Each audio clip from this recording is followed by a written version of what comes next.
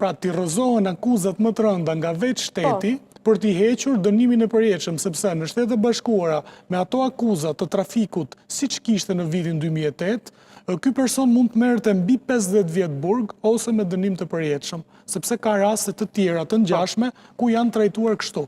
Tani çfarë ka çuar në trajtimin preferencial të një personi të tillë? Pra pse gjykata, prokuroria e kanë trajtuar në mënyrë preferenciale? Edhe mënyrën se si ka bërë ato 13 muaj të burgut, i ka bërë gjysëm në burg, gjysëm në liri.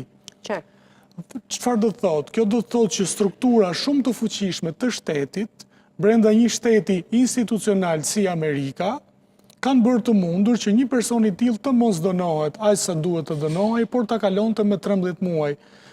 Kjo do të thotë se ka qenë operacioni komprometimit mbi njerëz të fuqishëm, operacioni i cili i ka ndaluar ose i ka detyruar të investohen për ta shpëtuar.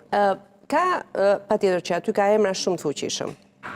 Emra politikanësh, emra të njerëzve të mendjes.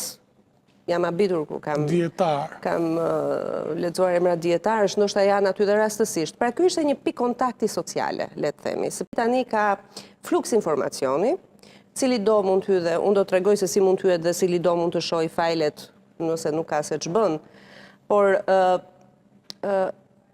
deri tani ne nuk gjejmë dot një pikë qas, një pikë synim penal. Pra ka shumë informacion, përse të gjitha rrugët, edhe sociale, edhe shoqëria e lartë, edhe njerëz që ndoshta nuk kanë bërë ato që dyshohet se kanë bërë të tjerët, duhet ishin në shoqërinë e këtij njeriu. Çfarë përfaqësonte ky, çfarë përfaqësonte ajo vila e tij, ku si duket ishte status të ishe. Pra, ishte një lloj statusi të haje një drek me të shkoje në një cep të botës me të ishe pjesë e një çaji me të, sepse gjëra të tilla i lexon rëndom, nuk është e thënë.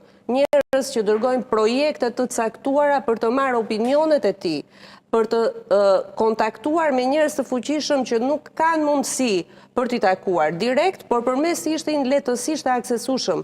Çfarë përfaqëson ky njeri përtej seksit, të drogës dhe atyre që ofronte? Pra kompromentimin, pra qenien pjesë e një strukture ku ky është emri dhe struktura është strukturë, se ne nuk e thamë. Pasuria e këtij personi ka qenë një pasuri krejt e pa justifikueshme, pa një aktivitet biznesi, pa asgjë. Pra si duket se këtu nuk është zbardhur hetimi.